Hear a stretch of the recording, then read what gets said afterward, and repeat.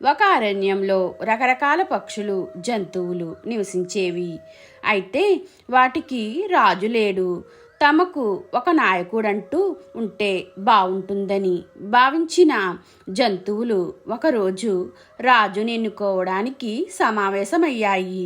ఎవరిని రాజుగా ఎన్నుకోవాలని చర్చలు కొనసాగుతుండగా ఒక కోతి ముందుకు వచ్చి తన విచిత్రమైన హావభావాలతో నాట్యం చేసింది. ఆ నాట్యం చూసి జంతువులన్నీ కడుపుబ్బా నవ్వాయి. కోతి చేష్టలకు ముచ్చటపడ్డ జంతువులు దాన్ని తమకు రాజుగా ఎన్నుకున్నాయి. ఇదంతా నక్కకు నచ్చలేదు.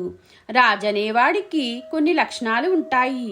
బుద్ధిలో, బలంలో అందరినీ మించిన వాడై ఉండాలి.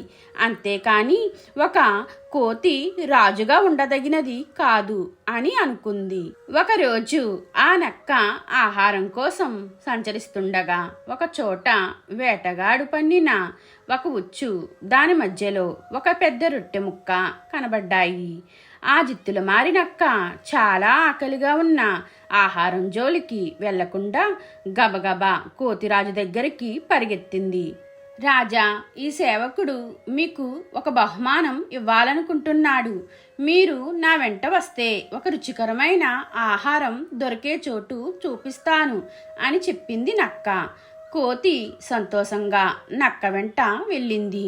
నక్క కోతిని ఆ ఉచ్చు దగ్గరకు తీసుకువెళ్ళింది. ఇదిగో రాజా, ఈ రొట్టె ముక్క మీది, అందుకే నేను దీన్ని ముట్టుకోలేదు, వినయంగా అంది నక్క. వెనక ముందు ఆలోచించకుండా కోతి ఒక్క గెంతులో ముందుకు దూకింది. అమాయకంగా వేటగాడి ఉచ్చులో చిక్కుకుపోయింది. రాజనేవాడికి కొంచెం తెలివితేటలు ఉండాలి అని నక్క కోతిని అక్కడే వదిలి వెళ్ళిపోయింది. మీకు ఈ వీడియో నచ్చితే లైక్ చేయండి, షేర్ చేయండి, కామెంట్ చేయండి, నా ఛానల్ని సబ్స్క్రైబ్ చేసుకోండి.